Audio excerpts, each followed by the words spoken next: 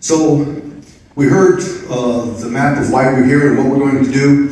I would like to say that this is special session just isn't that special, Mr. President. And certainly I believe it's wildly premature. We're going to address some issues here based on the possibility that something might happen that's not happening. On the idea that something is going to get cut. And so when we look at these things, when we look at the calls, the grand cuts to Medicaid, well, they're not happening. At least not for 18 months. So we don't need to be here now for that. And even if those cuts happen, what we know is that there's massive fraud, waste, and abuse in the system. And can we just find that? That would be worth studying and see what that is, what we're losing there. The same with the food insecurity and SNAP. We're here saying, oh, we need to maintain this level. Because of the cuts from the feds, we have to backfill.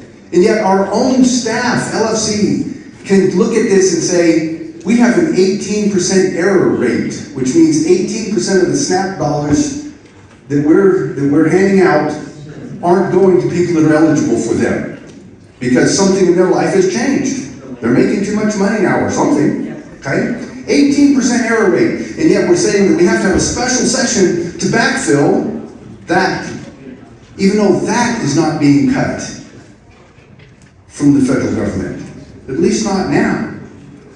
What the federal government's doing now is saying, hey, we need to clean up our act and start moving forward. There's no emergency. Nobody's lost Medicaid today, or will they before January. Nobody's lost SNAP today, nor will they before January, before next January, not this coming month, the next one after that. So, Mr. President, I do believe we're here very prematurely. But if we're going to have a special session, may I suggest that our special session address juvenile justice reform, because we need to hold accountability the young people that are increasingly committing violent crimes. We know that children, 12-year-olds, are being hired by the cartel to commit violent crimes because we won't hold 12-year-olds accountable because they're 12. So we need to address that. This is a big problem in the state of New Mexico. It's a big problem in Albuquerque specifically. And yet, we're not going to talk about that during this special session. Healthcare access. We've heard a lot about healthcare access. And we do, in fact, have a healthcare crisis right now. Our doctors are leaving, new doctors are not coming. Access to care is diminishing. And it's diminishing, and we know it's diminishing because our medical malpractice system has created a cost to the medical community that is unbearable. And they will tell you that. And we've seen this. We had our own medical malpractice task force where people came before us and testified and showed us how much it's costing and what it means. We saw this and we know this. We also know that we have to deal with our medical compacts. So there was an example just recently of someone that was an Air Force officer transferred to Cannon Air Force Base in Clovis. His wife is a doctor, but she can't practice in Clovis because we don't have compacts. We don't recognize that out-of-state license, although we do recognize out-of-state attorneys' licenses, but not doctors' licenses. Interesting. We're not going to address that. CYFD reform. You know, right now we have a huge problem with CYFD, and one of the main things that we could be doing is having a standard that is in the best interest of the child. Right now our standard is reunification.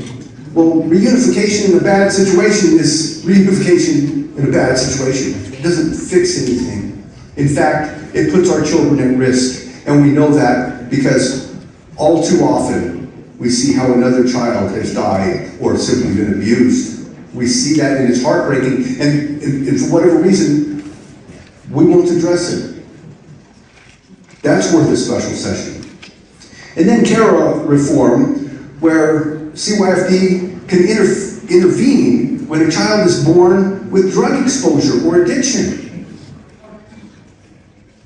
How heartbreaking it is to have a brand new baby that's addicted to fentanyl. And we don't do anything about that. We give that baby right back to the same place where the fentanyl came from in the first place.